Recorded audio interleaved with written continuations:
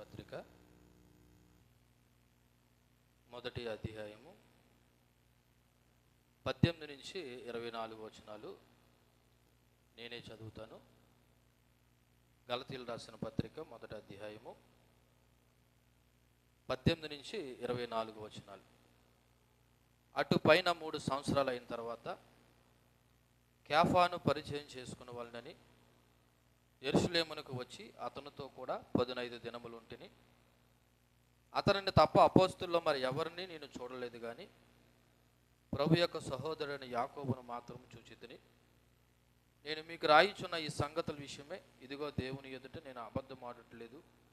పిమ్మట సిరియా కిలికియా ప్రాంతంలోనికి వచ్చి తిని క్రీస్తునందున్న యోదయ సంఘముల వారికి నా ముఖ పరిచయం లేకుండాను, కానీ మునుపు మనల్ని హింసపెట్టిన వాడు తన పూర్వమందు పాడు చేయుచు వచ్చిన మతమును ప్రకటించుచున్నాడనే సంగతి మాత్రమే విని వారు నన్ను బట్టి దేవుణ్ణి మహిమపరిచిరి. చిన్న ప్రార్థన. ప్రేమగల తండ్రి, మీ ఘనమైన నామమును కొందనాలు.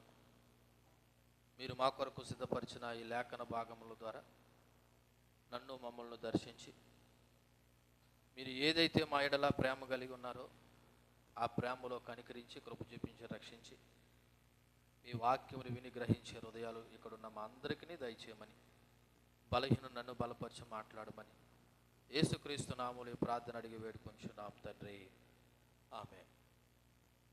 మంచిది. మనం గత కొన్ని వారాలుగా ఈ గలతీయులు రాసిన పత్రిక మొదటి అధ్యాయములో మరి 17 వచనాల వరకు మనం ధ్యానం చేసాము. ఒకటి గుర్తుపెట్టుకోండి, ఈ పత్రిక చదువుతున్నప్పుడు మనం గుర్తుంచుకోవలసినటువంటి 3 విషయాలు మీ మనసులో పెట్టుకుంటే ఈ వాక్యం మనకు అర్థమవుతుంది. అసలు పౌలు భక్తుడు ఎందుకు ఈ పత్రిక రాయించవలసి వచ్చింది, అది రాశాడు అంటే 3 కారణాలు. ఒకటి, అపోస్తలుడైన పౌలు ప్రకటించిన సువార్త సరైన సువార్త కాదు అని గలతీ సంఘంలో కొంతమంది అబద్ధ బోధకులు వచ్చి ఏం చేశారు, ఆ గలతీలో ఉన్న సంఘాన్ని గలిబిలి చేశారు. ఎవరు సువార్త కాదని కరెక్ట్ కాదన్నారు? అపోస్తలుడైన పౌలు యొక్క సువార్త కరెక్ట్ కాదు, సరైనది కాదని ఒకటి. రెండోది, రక్షింపబడ్డానికి విశ్వాసం ఉంటే సరిపోదు, క్రియలు కూడా అవసరమని ఒక తప్పుడు బోధ చేశారు. అంటే ఏంటో తెలుసా? మనం మంచి పనులు చేస్తే మనకేమొస్తుంది? రక్షణ వస్తుందని. మంచి పనులు చేయడం వల్ల, పుణ్యకార్యాలు చేయడం వల్ల, పుణ్య నదుల్లో మొలగడం వల్ల రక్షణ రాదు. కేవలం యేసుక్రీస్తునందు విశ్వాసం ఉంచడం ద్వారా మాత్రమే రక్షణ వస్తుంది. కానీ వీళ్ళు ఏం బోధించారంట? రక్షణకు విశ్వాసంతో పాటు ఏది అవసరం? క్రియలు కూడా అవసరమని బోధించారు. ఇది తప్పుడు బోధ. మూడోది, అసలు పౌలు నిజమైన అపోస్తలుడు కాదు, అతడు మనుషులు సంతోషపెట్టడానికి మీ వద్దకు వచ్చాడని. ఈ 3 కూడా గలతీయులలో ఉన్నటువంటి సంఘాలకి, మరి ఆ సంఘాలను డిస్టర్బ్ చేసినటువంటి ఒక దుర్బోధ అయితే దాన్ని ఖండించి పౌలు భక్తుడు రాసిన పత్రికే ఈ గలతీలో ఉన్నటువంటి మరి సంఘాలకు రాసినటువంటి పత్రిక. అందులో భాగంగా 1 నుంచి 5 వచనాలు ఒక పూట ధ్యానం చేసాము. 6వ వచనం ప్రత్యేకంగా ఒక వారం ధ్యానం చేసాము. 6 నుంచి 10 వచనాలు మరొక వారం ధ్యానం చేసాము. అలాగే 11 నుంచి 17 వచనాలు గత వారం ధ్యానం చేసాము. ఇప్పుడు ఈ 18వ వచనం నుండి 24వ వచనం వరకు మనం ధ్యానం చేద్దాం. మొదటగా 18వ వచనం, అటుపైన 3 సంవత్సరాల తర్వాత కేఫాను పరిచయం చేసుకోవాలని యెరూషలేమునకు వచ్చి అతనితో కూడా 15 అనగా 15 దినాలు ఉంటిని అన్నాడు. దేవునికి మహిమ కలుగును గాక. అటుపైన, ఎటుపైన? 3 సంవత్సరాల తర్వాత.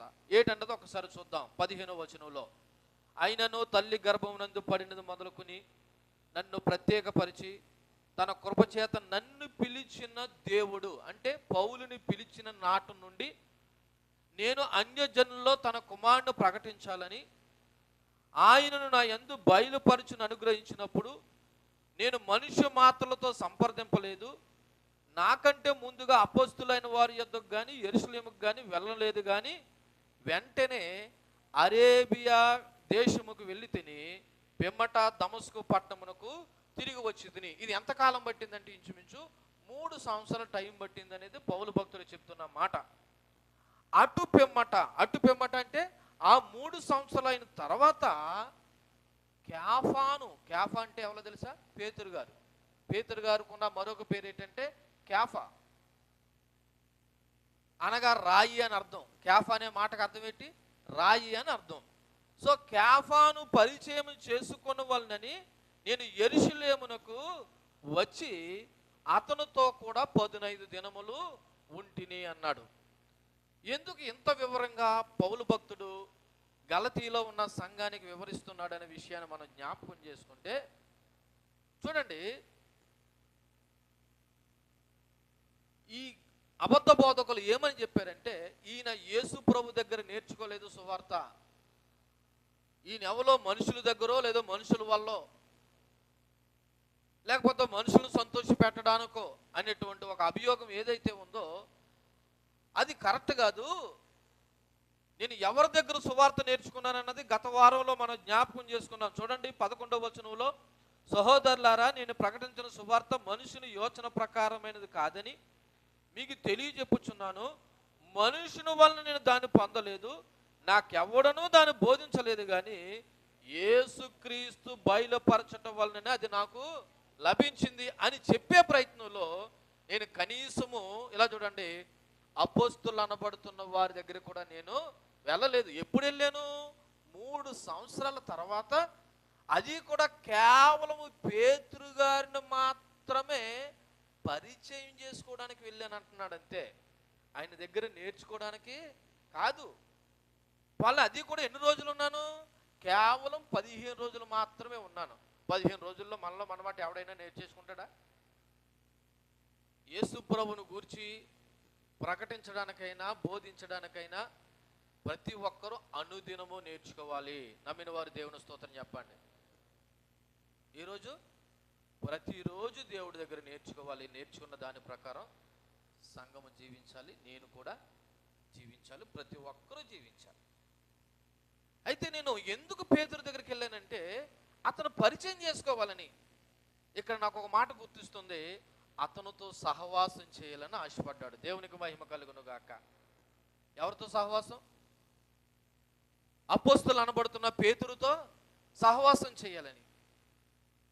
ఎందుకంటే ఆ రోజుల్లో పేతురు మరి 12 మందిలో ఒక ప్రముఖుడుగా ఉన్నాడు. అంతేకాదు యాకోబు అనబడుతున్నటువంటి యేసుక్రీస్తు సహోదరుడు కూడా ఉన్నాడు. చూడండి అక్కడే ఉంటుంది 19వ మాటలో, అతనును తప్ప అపోస్తుల్లో మరి ఎవరిని నేను చూడలేదు, కానీ ప్రభు యొక్క సహోదరుడని యాకోబు మాత్రము చూచి తిని. చూడండి, అతనితో పరిచయం చేసుకోవాలని పేతురు దగ్గరికి వెళ్ళాను. పేతురు గారు తర్వాత నేను ఎవరిని చూశానంటే యాకోబు, అనగా ప్రభు యొక్క సహోదరుడైన యాకోబుని చూచి తిని. మరి ఆయనతో మాట్లాడాడో లేదో తెలియదు, కానీ 15 రోజులు మాత్రం ఎవరితో ఉన్నానని చెప్తున్నాడు? పేతురుతో ఉన్నానని చెప్తున్నాడు. ఇక్కడ ఒక మాట మీకు గుర్తు చేస్తున్నాను, ఒక రక్షింపబడిన వ్యక్తితోనే సహవాసం చేయాలి.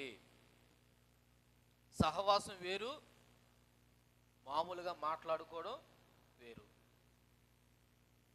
మనకు తెలుసు అపోస్తుల కార్యాలు 2వ అధ్యాయం 42వ వచనంలో ఆదిమ సంఘము ఏం చేసింది అన్నది ఒకసారి మనం చూడండి. అపోస్తుల కార్యాలు 2వ అధ్యాయం 42వ వచనంలో, వీరు అనగా బాప్తిసం పొందిన 3000 మంది అపోస్తులు బోధ యందును సహవాసమందును రొట్టె విరుచుటి యందును ప్రార్థన చేయుటి యందును ఎడతెగక ఉండిరి. అంతకుముందు వాళ్ళ ఇష్టానుసారంగా ఉన్నారు, అంతకుముందు లోకానుసారంగా ఉన్నారు, అంతకుముందు ఎవరితో పడితే వాళ్ళతో సహవాసం చేశారు. కానీ రక్షింపబడిన తర్వాత వీళ్ళ సహవాసం ఎవరితో చేశారంటే అపోస్తుల బోధ యందును సహవాసం అందును రొట్టె విరుచుటి యందును ప్రార్థన చేయుటి యందును. ఉదాహరణకి అపోస్తులు అనేటువంటి పౌలు కూడా తన మారక ముందు తన సహవాసం వేరు, మారిన తర్వాత తన సహవాసం ఎవరితో కోరుకుంటున్నాడంటే రక్షింపబడిన వ్యక్తులతో సహవాసాన్ని కోరుకుంటున్నాడు. నిజానికి ఈ ట్రైనింగ్ అంతా యేసు ప్రభు దగ్గర తీర్చుకున్నాడు, 3 సంవత్సరాలు ప్రభు దగ్గర నేర్చుకున్నాడు. అయినా సరే క్యాపా దగ్గరికి వెళ్ళి నేర్చుకోవాల్సినంత అవసరం ఆయనకి లేదు. అయినా సరే అతను పరిచయం చేసుకోవాలని పేతురు దగ్గరికి అపోస్తలుడైన పౌలు వెళ్ళాడు. కారణం ఏంటంటే ఆయన అతనితో ఒక సహవాసాన్ని కోరుకుంటున్నాడు. అందుకే మన సహవాసం ఎవరితో ఉండాలంటే మొదటగా దేవునితో ఉండాలి. మన సహవాసం ఎవరితో ఉండాలి? మొదటగా ఎవరితో ఉండాలండి? దేవునితో సహవాసం ఉండాలి. యోహాను మొదటి పత్రిక, యోహాను భక్తుడు రాసినటువంటి యోహాను రాసిన మొదటి పత్రిక 1వ అధ్యాయము 3వ వచనం చదవండి.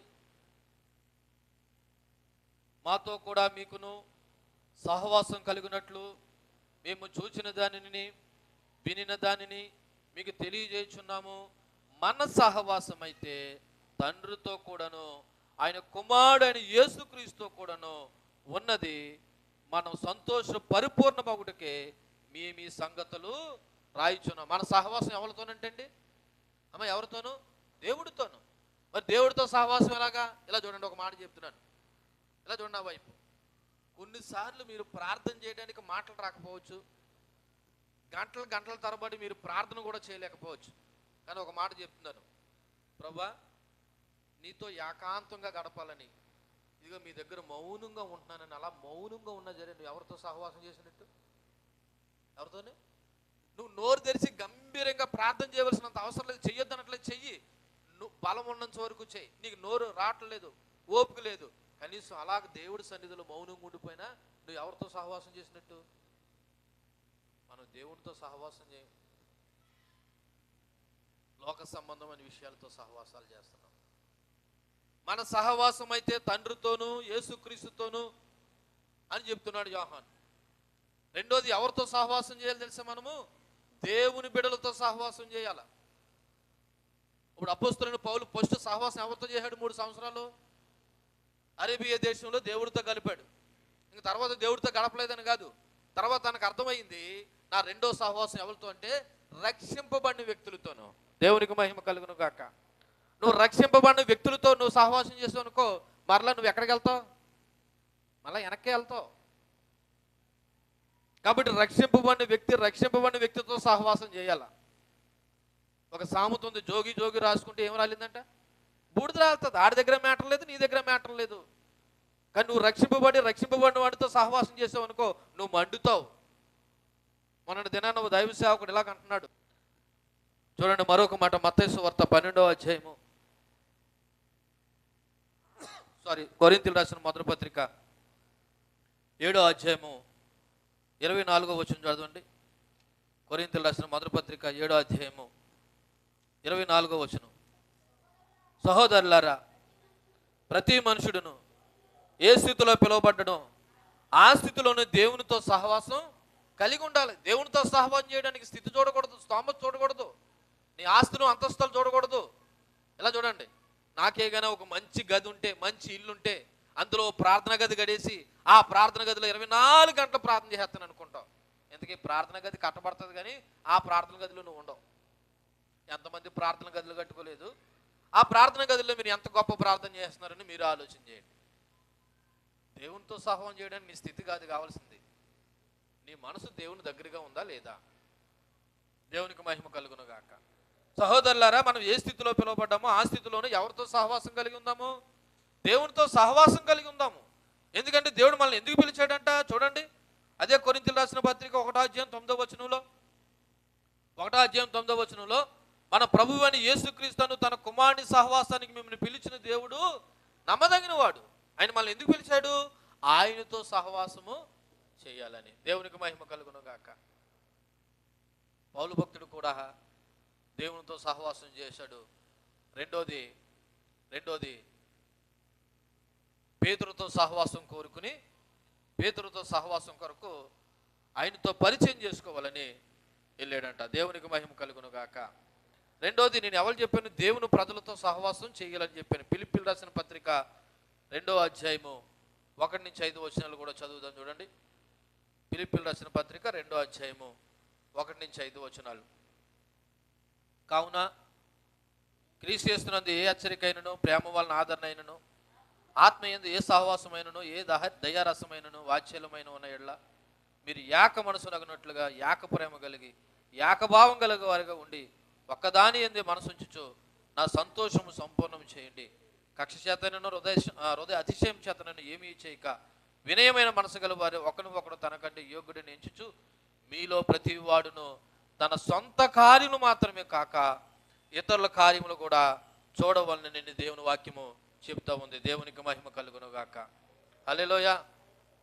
అక్కడ గమనించినట్లయితే మీరు ఏక మనసు, ఏక ప్రేమ, ఏక భావము అని ఒకటే ఒకటే ఒకటే ఒకటే అలా రాయబడి ఉన్నది. మరలా గుర్తు చేస్తున్నాను, ఎంతవరకు వాక్యం మీరు వినకపోతే మరలా వినే ప్రయత్నం చేయండి. అపోస్తులైన పౌలు 3 సంవత్సరాల పిమ్మట ఎక్కడికి వెళ్ళాడంట? యెరూషలేంకి వెళ్ళాడంట. 3 సంవత్సరాల తర్వాత ఎక్కడికి వెళ్ళాడు? యెరూషలేంకి వెళ్ళాడు. పేతురుని పరిచయం చేసుకున్నాడు. ఆ సమయంలో పేతురుతో పాటు ఎవరిని చూశాను అంటున్నాడంటే యాకోబును కూడా చూశాను అంటున్నాడు. ఆయన ఎవరంటే యేసుక్రీస్తు తమ్ముడని మాట్లాడుతున్నాడు. ఇంతకీ యేసుక్రీస్తు తమ్ముళ్ళు ఉన్నారా? ఉన్నారు. యేసుక్రీస్తు ఒక్కడే మానవ ప్రమేయం లేకుండా పరిశుద్ధాత్మ వలన జన్మిస్తే మిగిలిన వారు యేసేపు వలన జన్మించారు. అయితే దేవుని కృపను బట్టి ఆ యాకోబు ప్రభు ఉన్నంత వరకు ప్రభును సొంత రక్షకునిగా అంగీకరించలేదు. కానీ ఆయన మరణమై పునరుత్థానుడే తిరిగి లేచిన తర్వాత అదే యాకోబు యేసుక్రీస్తు దాసుడిగా మారిపోయాడు. దేవుని నామానికి మహిమ కలుగును గాక. అందుకే యాకోబు పత్రిక ఒకసారి తీయండి. యాకోబు పత్రిక ఒకసారి తీయండి. యాకోబు రాసిన పత్రిక 1వ అధ్యాయం 1వ వచనంలో యాకోబు ఏ విధంగా పరిచయం చేసుకుంటున్నాడు? దేవుని యొక్కయు ప్రభువైన యేసుక్రీస్తు యొక్కయు దాసుడైన యాకోబు అంటున్నాడా? తమ్ముడైన యాకోబు అంటున్నాడా? ఎందుకంటే తన అర్థమైంది, నేనెవరినో తనకు అర్థమైంది, యేసుక్రీస్తు ఎవరో ఆయనకు అర్థమైంది. అంతవరకు మా అన్నయ్యే కదా అనుకున్నారేమో, అంతవరకు మా ఇంట్లో పుట్టినవాడు కదా అని అనుకున్నారేమో.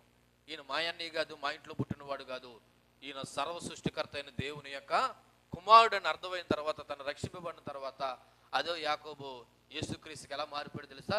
తమ్ముడుగా కాదు, దాసుడిగా మారిపోయాడు. దేవుని నామానికి మహిమ కలుగును గాక. అందుకే నేను చెప్తున్నానండి, మారిన వాళ్ళు మాత్రమే దేవునికి దాసులు కాగలరు. మారని వాళ్ళు యజమానులుగా ఫీల్ అవుతారు. అందుకే మార్పు చెందాలి. ఎవరు దేవుని మహింపరుస్తారంటే దేవుడిలో మారిన వాడే దేవుని మహింపరుస్తాడు.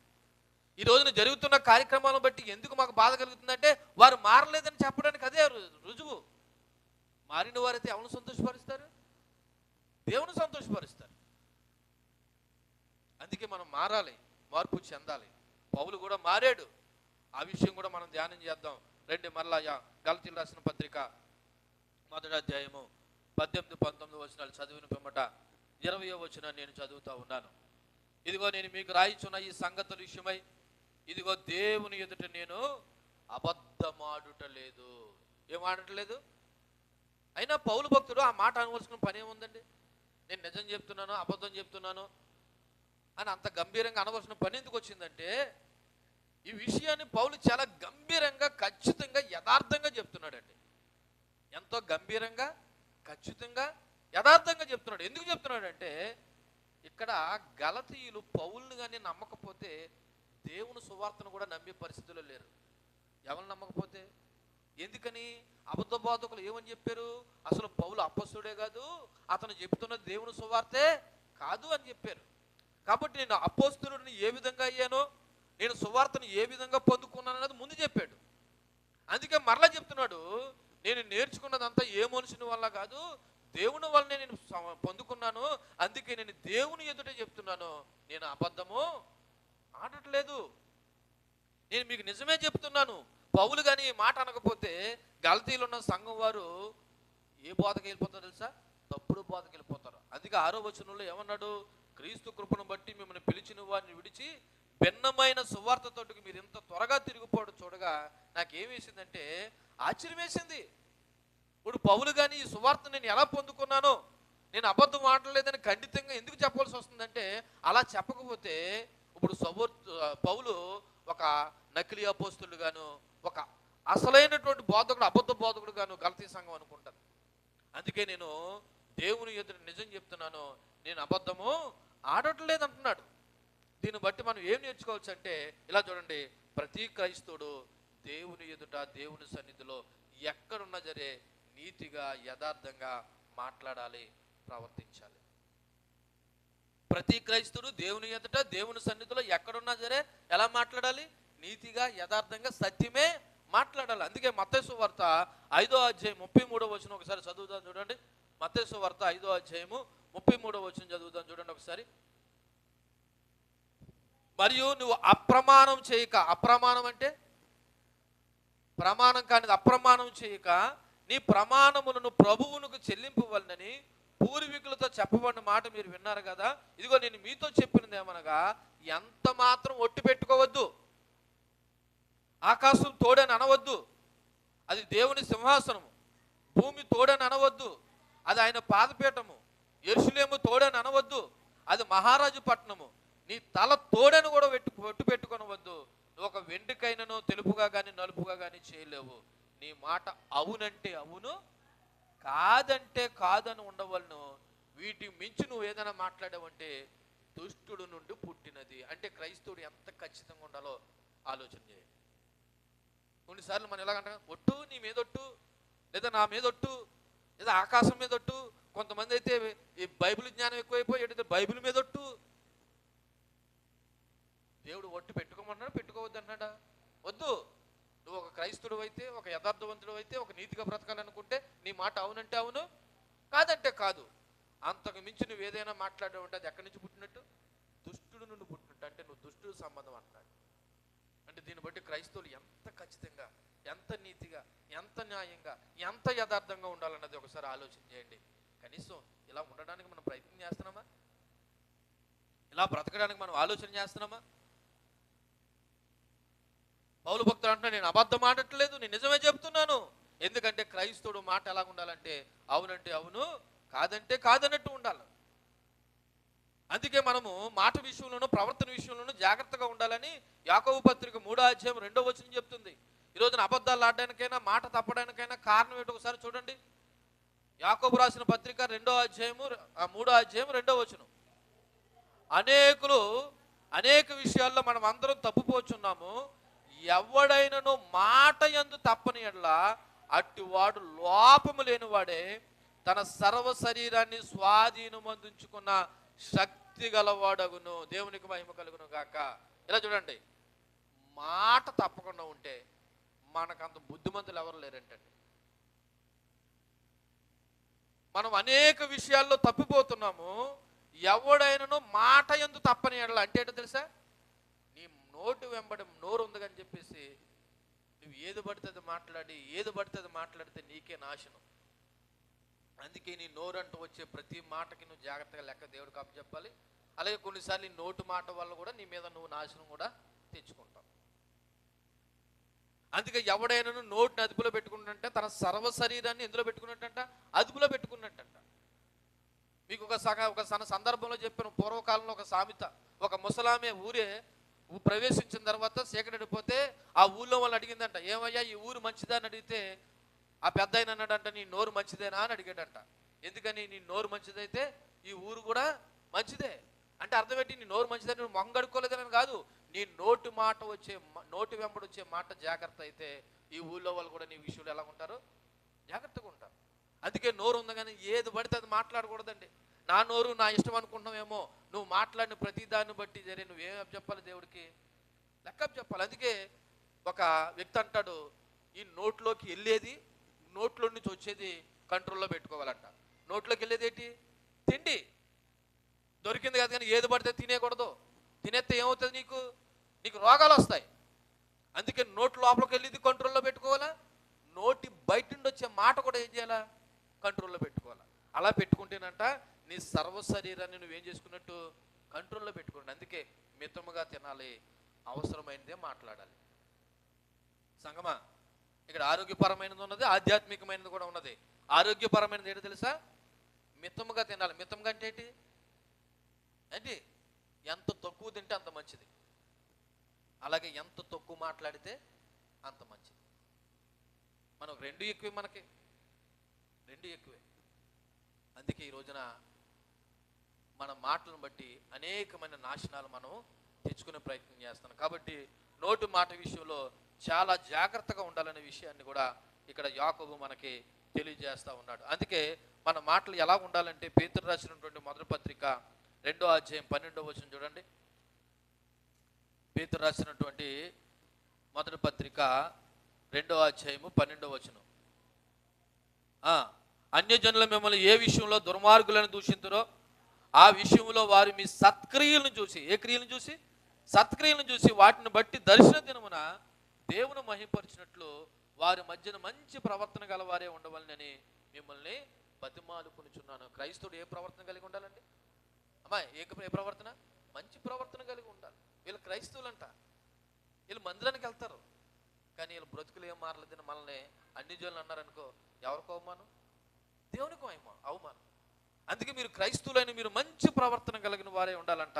అలా కలిగి ఉంటే అన్యజనులు మిమ్మల్ని బట్టి, ఒకవేళ మీరు మంచి ప్రవర్తన కలిగి ఉంటే దేవుని మహింపరుస్తారు, ఒకవేళ చెడు ప్రవర్తన కలిగి ఉంటే దేవుని దూషించిన వారు అవుతారు. కాబట్టి నేను ఏ మాట చెప్పాలనుకున్నానంటే, పౌలు నేను అబద్ధం ఆడట్లేదు అంటున్నాడు. అంటే దాని అర్థం ఏంటంటే నేను ఎంతో ఖచ్చితంగా యథార్థంగా ఉన్నాను అంటున్నాడు. క్రైస్తవులు అని మనము కూడా అదే ఖచ్చితంగానూ అదే యథార్థంగానూ ఉండాలి.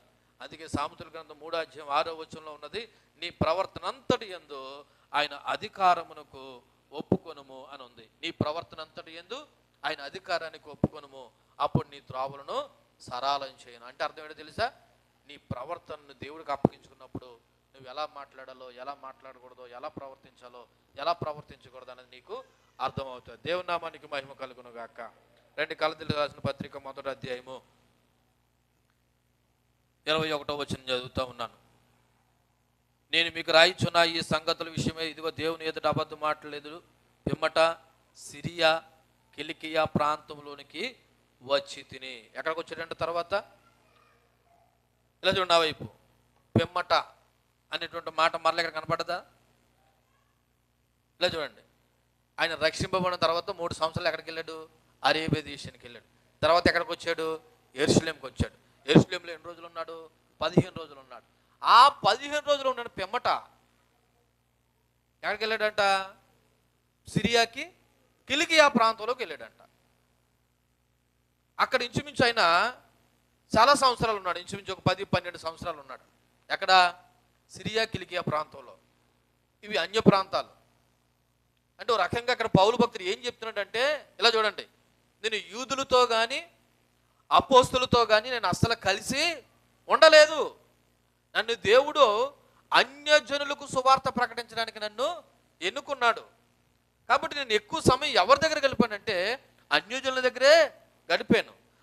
ఎవరో మీరు దగ్గరకు వచ్చి అబద్ధ బోధకులు ఏదైతే చెప్పారో వాళ్ళు చెప్పినట్టు నేనేమి అపోస్తుల దగ్గర కానీ మనుషుల దగ్గర కానీ నేను దేవుని సువార్తను నేర్చుకోలేదు. నేను నేర్చుకున్నది ఎవరి దగ్గర నేర్చుకున్నానంటే యేసుక్రీస్తు దగ్గర మాత్రమే నేర్చుకున్నాను. ఏ అపోస్తుల దగ్గర నేర్చుకోలేదు, ఏ యూదులతో కూడా నేను సహవాసం చేయలేదు.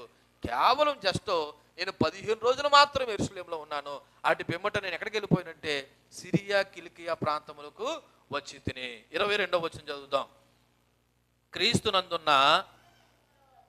క్రీస్తునందున్న యోదయ సంఘముల వారికిని నా ముఖ పరిచయము లేకుండాను గాని మునుపు మనల్ని హింస పెట్టిన వాడు తాను పూర్వమందు పాడు చేయుచు వచ్చిన మతనమును ప్రకటించుచున్నాడన్న సంగతి మాత్రమే విని వారు నన్ను బట్టి దేవుణ్ణి మహిమపరిచరి. ఈ మాట నన్ను కొద్దిగా ఎక్కువసేపు జ్ఞానం చేసే ప్రయత్నం చేద్దాం. నా వైపు చూడండి. గాని అని ఒక మాట మాట్లాడాడు. ఏటి గాని అంటే పౌలులో కలిగిన మార్పును యోదయ ప్రాంతంలో వారు విన్నారంట, తెలుసుకున్నారంట. అందుకు వారు పౌలును మెచ్చుకోవటం లేదు కానీ పౌలును మార్చిన దేవుణ్ణి మహింపరుస్తున్నారు. దేవునికి మహిమ కలుగును గాక. దీన్ని బట్టి మనం ఏం అర్థం చేసుకోవాలి తెలుసా? ఇలా చూడండి, ఇక్కడ ఉన్న వారిలో ఎవరైనా ఒక వ్యక్తి మారారనుకో, మారిన దాన్ని బట్టి నువ్వు ప్రభువును మహింపరచాలి తప్ప జాషు ప్రసాద్ గారు వాక్యం చెప్తే నేను మారేనని నువ్వు ఎవరిని మహింపరచకూడదు. మీకు ప్రారంభంలోనే చెప్పాను, మరలా చెప్తున్నాను, ఏ వ్యక్తిని మార్చలేడు. ఒక వ్యక్తి మారాలి, మార్పు చెందాలంటే దేవుని వాక్యం ద్వారా మాత్రమే మార్చబడతాడు. ఇప్పుడు అక్కడున్న సంఘం వారు ఎవరైనా యోదయ సంఘంలో వారు ఎవరైనా ఉన్నారు, విన్నారు అంటే నేను మారేననే దాన్ని బట్టి వాళ్ళు దేవుని మహింపరిచారంట. మరలా చదువుతున్నాను నేను, చూడండి 23వ వచనం. మునుపు మనల్ని హింస పెట్టిన వాడు తన పూర్వమందు పాడు చేయించు వచ్చిన మతమును ప్రకటించుచున్నాడని సంగతి మాత్రమే వాళ్ళు ఏం చేశారు?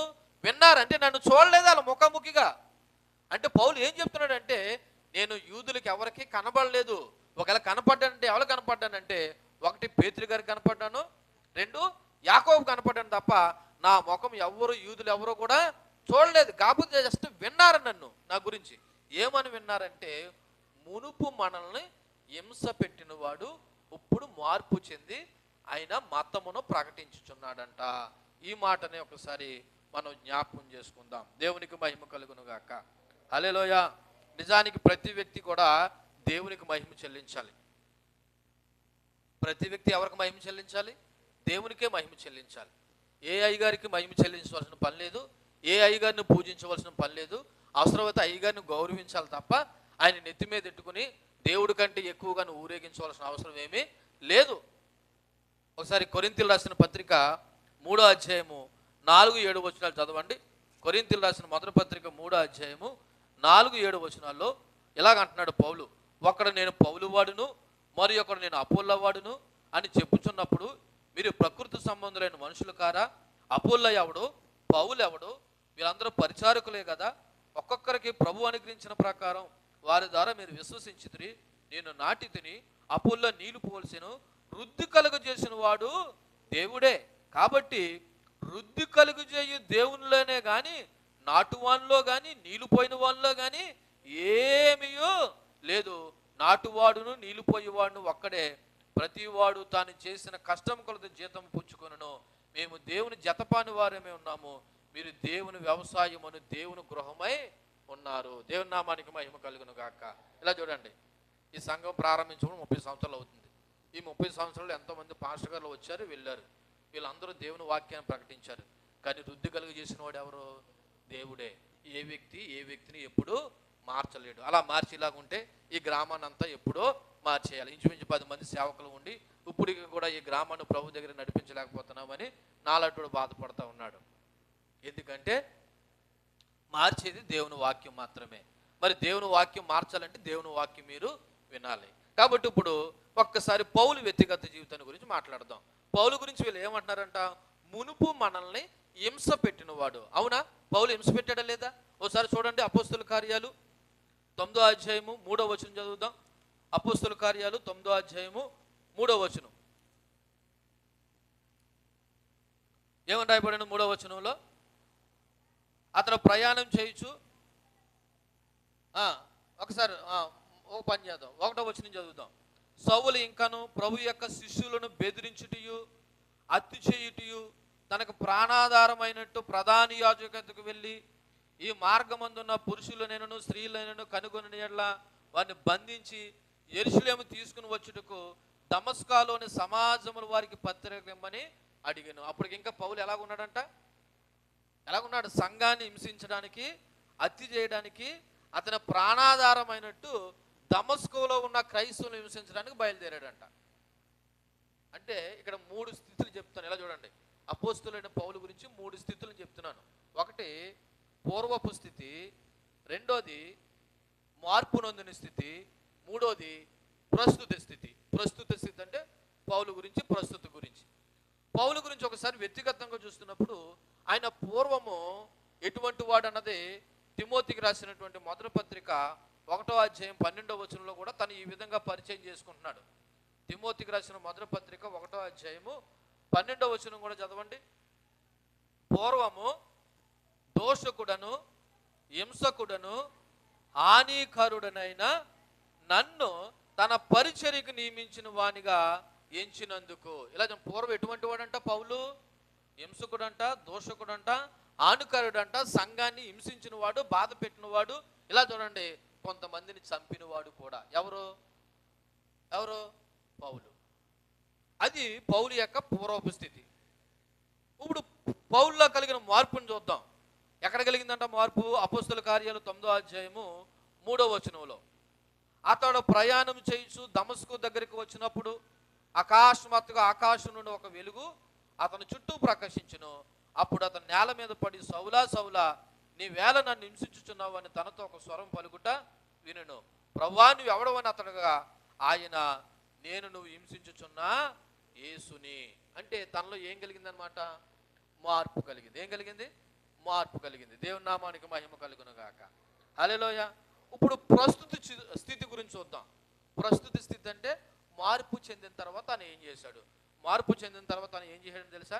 ఇప్పుడు మనం చదివిన గలతీయులకు రాసిన పత్రిక ఆ మొదటి అధ్యాయము 23వ వచనంలో, మునుపు మనల్ని హింస పెట్టిన వాడు తన పూర్వమందు పాడు చేయించు వచ్చిన మతాన్ని ఏం చేస్తున్నాడంట? ప్రకటిస్తున్నాడు. ఏం చేస్తున్నాడండి? ప్రకటిస్తున్నాడు. ఇక్కడ క్రైస్తవ మతం కాదండి, అక్కడ మతం అని రాయబడిన చోట నెంబర్ వేస్తుంది చూడండి, 4 అని ఉంది.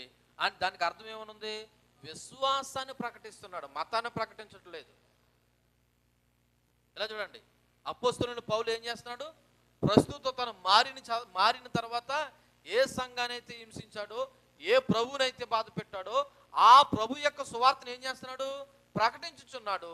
ఆ ప్రభు కొరకు తను ఏం చేస్తున్నాడు తెలుసా? హింస పొందుతున్నాడు. దేవుని నామానికి మహిమ కలుగును గాక. ఇలా చూడండి, వైపుని ముగించే ప్రయత్నం చేస్తున్నాను.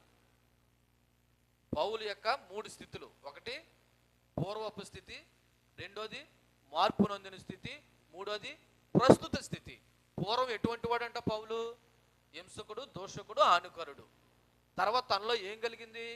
మార్పు కలిగింది. దేవుని కృపను బట్టి దేవుడే డైరెక్ట్గా ఆయన్ని దర్శించాడు. మరి మనల్ని కూడా కొన్నిసార్లు దేవుడే డైరెక్ట్గా దర్శించవచ్చు, లేదా తన వాక్యం ద్వారా కూడా దేవుడు నీతో మాట్లాడచ్చు.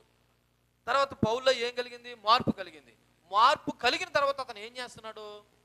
ఇంతకు ముందు ఏ ప్రభువునైతే బాధ పెట్టాడో, ఇప్పుడు ఆ ప్రభు కొరకు బాధలో దెబ్బలు తింటున్నాడు. ఇంతకు ముందు ఏ సంఘాన్ని అయితే హింసించాడో, ఆ సంఘం కొరకు తను ఇప్పుడు దెబ్బలు తింటున్నాడు. ఇంతకు ముందు ఏ నామాన్ని అయితే దూషించాడో, ఇప్పుడు అదే నామాన్ని ఏం చేస్తున్నాడంటే ప్రకటిస్తున్నాడు, లేదా ఉపదేశిస్తున్నాడు. దేవుని నామానికి మహిమ కలుగును గాక. మరి దీన్ని బట్టి మనం ఏమి నేర్చుకోవాలి? దీన్ని బట్టి మనం ఏమి నేర్చుకోవాలంటే, ఒకప్పుడు మనం కూడా పౌలులాగా అంత హింసకుడు, హానికరులు కాకపోయినా మనం కూడా పాపులము, చచ్చని స్థితిలో ఉన్నవారుమే. మరి సత్యని స్థితిలోను పాపపు స్థితిలో ఉన్న మనలో ఏం కలగాలి? మార్పు కలగాలి. ఒకవేళ మార్పు మీలో కలిగిందా? ఒకవేళ కలిగితే మీరు ఎలాగుంటున్నారు? మరి మార్పు కలిగిన మీలో మీ భక్తి విశ్వాసాలు మరి ఎలాగున్నాయి? దేవుని నామాన్ని ప్రకటిస్తున్నారా? దేవుని నామాన్ని మహింపరుస్తున్నారా? మీ ప్రస్తుత స్థితి ఎలాగున్నది? మీరు ఎలా బ్రతుకుతున్నారా అన్నది అర్థం చేసుకుంటే, ఇప్పుడు పౌలు మారినట్టు మనలో మార్పు కలిగిందా లేదన్నది అర్థమైపోతుంది. దేవుని నామానికి మహిమ కలుగును గాక. ఏమంటున్నాడు పౌలు? యోదయ సంఘంలో ఉన్నవారు జస్ట్ నన్ను మాత్రం విన్నారంటే, అది కూడా ఏమని విన్నారు? పూర్వపు ఏ మత విశ్వాసాన్ని అయితే పాడు చేశాడో అదే పౌలు అదే మత విశ్వాసాన్ని ఏం చేస్తున్నాడు? ప్రకటిస్తున్న. దాన్ని బట్టి ఎవరు మహింపరిచారంట? పౌలును మహింపరచలేదు. ఎవరిని మహింపరిచారు? దేవుని మహింపరిచారు. ఇప్పుడు నేను ఆ మాటే జ్ఞాపకం చేస్తున్నాను. నువ్వెవరు మహింపరుస్తున్నావు? ఈ మాట చెప్పి నేను ముగిస్తాను. ఎందుకంటే ఇలా చూడండి, మార్పు చెందిన ప్రతి ఒక్కరు ఎవరిని మహింపరచాలా? ఒకప్పుడు పౌలు దేవుని మహింపరిచాడా? ప్రభువుని బాధ పెట్టాడా? ఇప్పుడు అదే పౌల్లో మార్పు వచ్చిన తర్వాత అదే పౌలు ఏం చేస్తున్న? ప్రభువుని మహింపరుస్తాడు. ఒకవేళ నువ్వు మార్పు చెందితే, సంఘం అనబడుతున్న నీలో మార్పు కలిగితే, మరి నువ్వెవరిని మహింపరుస్తున్నావు? ఒకసారి చూడండి, మత్తయి సువార్త 5వ అధ్యాయము 16వ వచనం చదువుదాం. ఈ అంశం గురించి మాట్లాడి ముగిస్తాను. మత్తయి సువార్త 5వ అధ్యాయము 16వ వచనం. మనుషులు మీ సత్క్రియలను చూచి పరలోకమందున్న మీ యొక్క తండ్రిని మహిమపరిచినట్లు వారి ఎదుట మీ వెలుగును ప్రకాశించుడి. అంటే ఇప్పుడు దేవునికి మహిమ ఏ విధంగా కలుగుతుందంట? మన సత్క్రియల ద్వారా దేవునికి మహిమ కలుగుతుందంట. మరి ఎవరు చేస్తారు సత్క్రియలు? ఇలా చూడండి, మార్పు నొందిన వాడే, అనగా మారు మనసు పొందిన వాడే దేవుని నామాన్ని మహింపరుస్తాడు. ఒకడు దేవుని నామాన్ని అవమానపరుస్తున్నాడు అంటే వాళ్ళు ఏం చెందలేదన్నమాట? మార్పు చెందలేదు. వాళ్ళకి ఏం కలగలేదు? మారు మనసు కలగలేదు.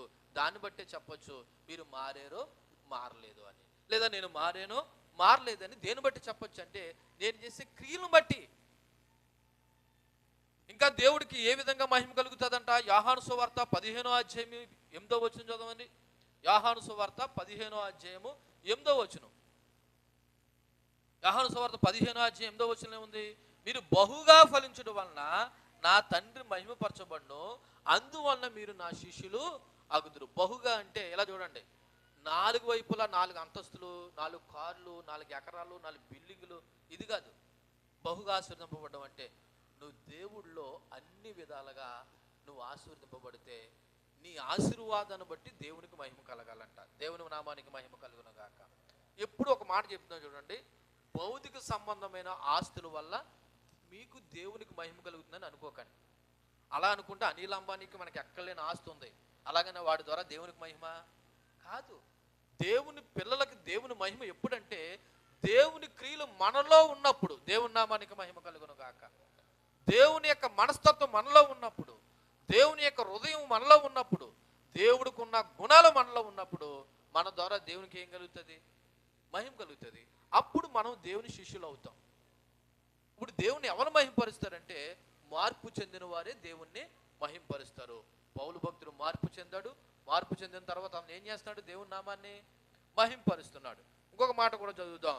అదే యోహాను సువార్త 17వ అధ్యాయము 4వ వచనం కూడా చదివితే, చేయుటకు నువ్వు నాకు ఇచ్చిన పనిని సంపూర్ణంగా నెరవేర్చి భూమి మీద నిన్ను మహింపరిచితునని ఇది ప్రభువారు అంటున్నారు. అంటే దేవుడు మనకి ఇచ్చిన పనిని సంపూర్ణంగా నెరవేర్చిన ద్వారా కూడా దేవుని నామాన్ని ఏం చేస్తాం? మహింపరుస్తాం.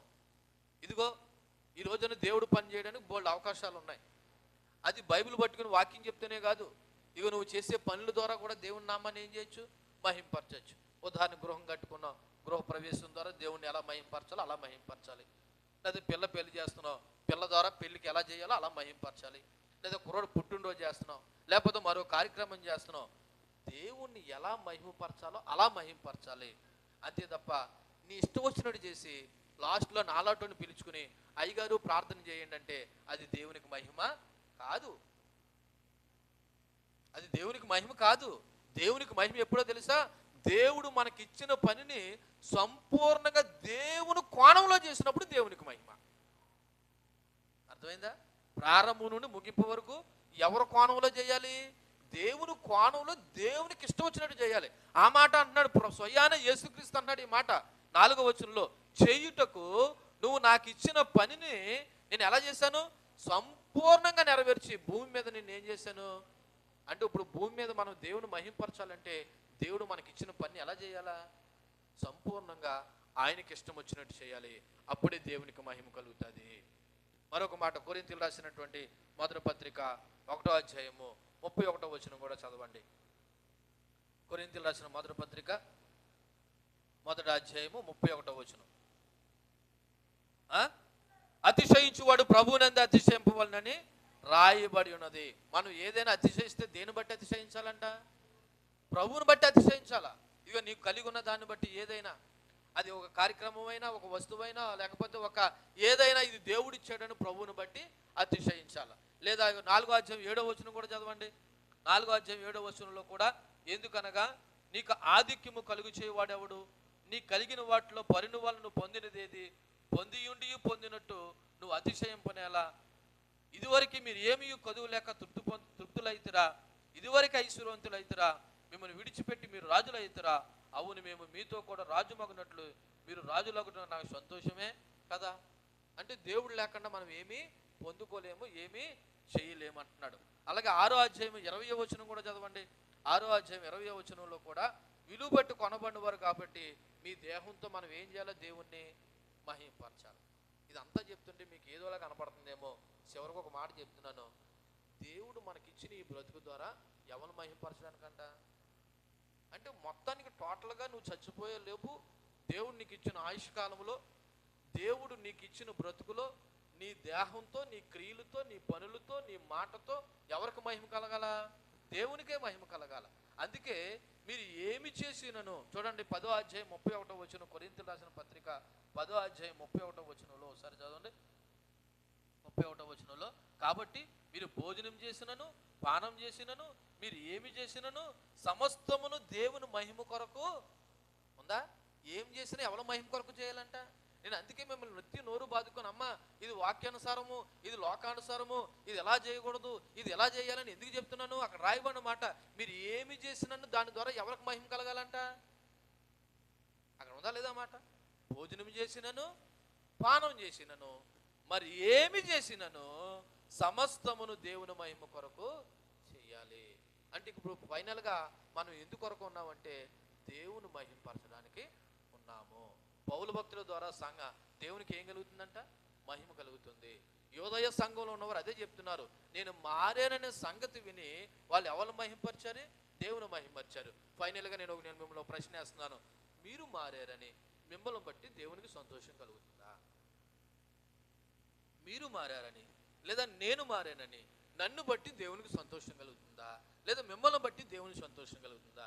ఒకవేళ మిమ్మల్ని బట్టి దేవునికి సంతోషం కలగట్లేదని మీరు అడ్డంగా బుర్రపడం కాదు, దేవుని సంతోషం కలిగించే విధంగా మన పనులు ఉండాలి, మన బ్రతుకు ఉండాలి, మన క్రియలు ఉండాలి. అందుకొరకు మన బ్రతుకులో ఈ భక్తి జీవితంలో కొనసాగాలి. కానీ మనకు ఆదివారం ఎలాగయ్యిందంటే, ఏదో ఈరోజు ఆదివారం కాబట్టి కొంచెంసేపు మందిరంలోకి వెళ్ళి కూర్చొని వచ్చేద్దాం అనడానికి ఆదివారం ఉపయోగపడ్డది తప్ప, అసలు మన దేవుని బిడ్డలము, మనం బయట ఉన్నా లోపల ఉన్నా, లోకంలో ఉన్నా సంఘంలో ఉన్నా, మనం ఏ పని చేసినా దేవుని కొరకు దేవుని మహిమ నిమిత్తం చేయాలన్న విషయము మర్చిపోయి మనం దేవుడి జ్ఞాపకం వచ్చినప్పుడే దేవుని బిడ్డలుగా ఉంటున్నాం. మిగిలిన సమయంలో లోక సంబంధమైన వ్యక్తులుగా ఉంటున్నాం.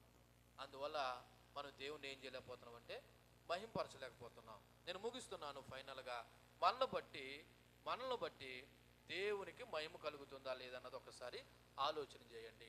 ఎందుకంటే పౌలు భక్తుడి ద్వారా అక్కడ ఉన్న యోధా సంఘం వారు ఎవరు మహిమపరిచారంట? దేవుని మహిమపరిచారంట. ఎలాగా? అపోస్తలుడైన పౌలు మారాడన్న సంగతి, మారిన బట్టిగా కాదు, అతడు పూర్వం ఏ మతాన్ని అయితే దూషించాడో హింసించాడో అదే మతాన్ని ఏం చేస్తున్నాడు? ప్రకటిస్తున్న దాన్ని బట్టి దేవుని మహిమపరిచారంట. మరి మీరు ఎవరు మహిమపరుస్తున్నారు? మీరు చేసే పనుల ద్వారా దేవునికి మహిమ కలుగుతుందా లేదన్నది ఒకసారి ఆలోచన చేయండి. దేవుడి మాటలు మన ఇంట్లో దీవించును గాక. ఆమేన్. కళ్ళు మూసుకుందాం, ప్రార్థన చేద్దాం.